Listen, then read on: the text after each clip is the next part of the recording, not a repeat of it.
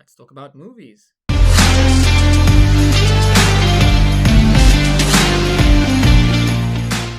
Today, I want to talk about Hamnet. I just watched it at the cinema yesterday, and I thought I've got some opinions to talk about Hamnet. We've got to talk about the director. We've got to talk about Chloe Zhao and lay out her style, right? Or parts of it, at least. I think the parts that stood out the most in this movie, at least.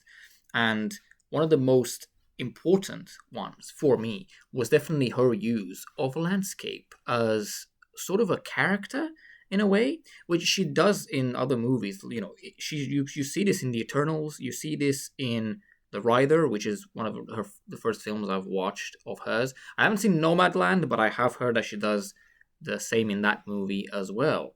And it's very apparent in Hamnet in the way that nature becomes a sort of a recurring motif, especially for the main character, who has a sort of a link, a connection to nature, right? To the point where she feels the need to even kind of give birth in nature, like in the forest. Otherwise, she feels like she can't do it properly, right?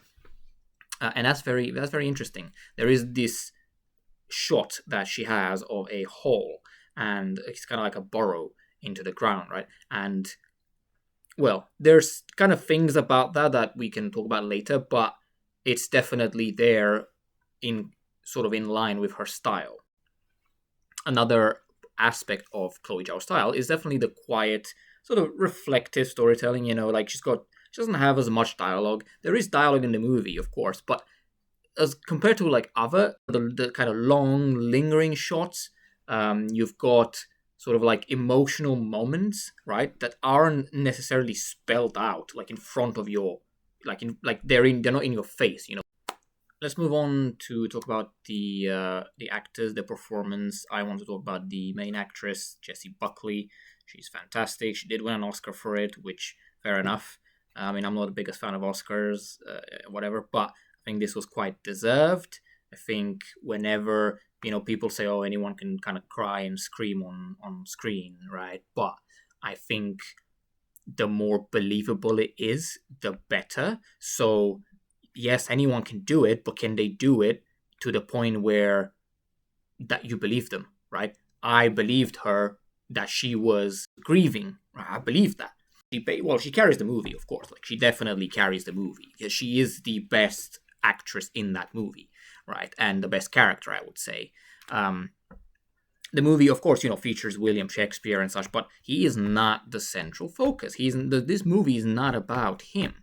This movie is about her, and it's more so about a mother and kind of her struggles, right? A mother that has to put up with a lot of stuff, right? Her husband, goes away to London to make it in the world of theater, and she's left alone with the children, and she kind of has to, like navigate that right on her own. Mother that deals with loneliness, with grief, with. I thought the cinematography was well done. I did think that at times, of course, in the way that the movie is shot, you can kind of, it tells a story, right? It's not just what's happening with the characters, but it's how they're being seen in frame, right? So like the cinematography tells a story of like, it's you can feel the emotional weight, the grief. You can kind of feel whenever there's an intense scene, right, from the way that the movie's shot and the sort of like camera angles. Now, the movie in itself, I think there's very good moments where it makes you feel what she's feeling. It makes you feel the loss of what she's feeling, right? And you can see this. For me personally, it did touch me. I did get emotional at one point where when she was, this is gonna be a mild spoiler, but sort of. When she gives birth, the second time, there's a moment where I genuinely feared for her life. Like, I thought she was gonna die because it felt like she just wasn't able to do it properly, right? As in, there was something wrong.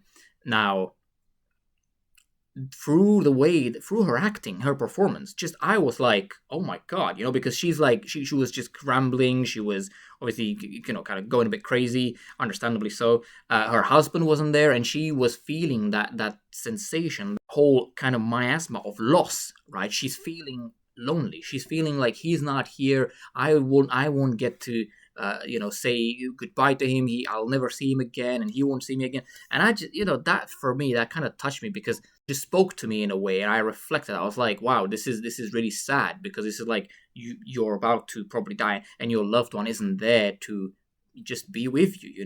It's awful. It is awful. From her performance, from the way that the scene unfolded, and just everything, music, cinematography, all of it together, it does work. Now let's talk about that hole in the ground that I mentioned, because we're going to talk a little bit about themes and symbolism. And I thought that hole in the ground, the reason why they keep coming back to it, is because it symbolizes something that's missing inside them, right? Now, for both of them, I think for both Agnes and for Shakespeare, for like William, it's that feeling. Like, for him, it's definitely the feeling of like, oh, something's missing. I need to go do something with my life. I need to become a playwright. I need to do this. But for her, it's like a lot of things going on at the same time, right? She misses. Then it's like, oh, she's feeling. She feels like the love of her husband is missing. This presence, maybe, like maybe a sense of purpose in her life, right? I also saw it as like later on when something tragic happened, is like that loss adds to it, right? And because of that, you could also kind of, I liked how the ending sort of converges, right? They converge, and then they grow distant, right? And then they meet in the end, and I think that's the point where they start to kind of understand each other and how they're dealing with the grief that they've both undergone. And because they've been distant, right? So she dealt with it in a certain way, and he's dealt with it in his way, right? Which she then sees at the end. She doesn't understand it to begin with, but slowly it begins to unravel when you have the kind of play itself unraveling. So ultimately, a story about grief, about loneliness, about memory, like someone's memory, legacy, that kind of thing. It is a good story. It's a poignant story. I think it's a movie that should be watched. I think this is a performance that will probably be studied, and I recommend that you go and see it. I would rate Hamnet about a 7/8 out of 10. Now, if you like this video, please like, share, subscribe, and comment. Let's start a discussion, as always. And I will see you in the next one.